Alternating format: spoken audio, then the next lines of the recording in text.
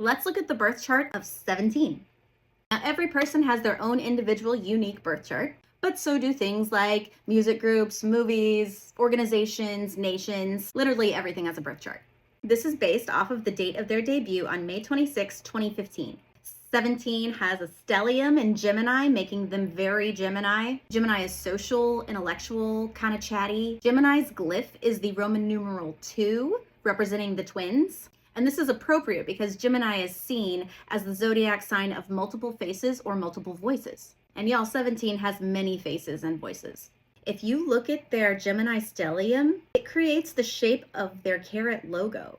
That is probably the sweetest thing I have ever seen in a birth chart. And they really do lean into their fan service, so this seems totally appropriate. I also want to discuss their Chiron placement. Chiron is an asteroid placement called the Wounded Healer, and it's a wound that's going to show up in your life time and time again, and you have to heal it from all different directions. 17 has their Chiron in Pisces, which is the wound of faith, more specifically the loss of faith, and this can show up as feelings of betrayal or rejection. This wound is most obvious in the fact that it took them 8 years or so to finally win Album of the Year, when many of their contemporaries had already won several. In Woozi's speech here, he specifically references the criticisms and rejections they faced along the way, specifically how people said that there were too many of them to be successful. This moment was a true redemption arc for their Chiron in Pisces placement. They definitely healed that aspect of it. But y'all, I found something fascinating in their chart.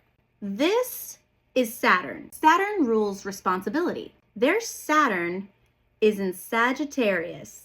The only Sagittarius in the group is Woozi, who arguably bears the most responsibility as the team's songwriter and producer.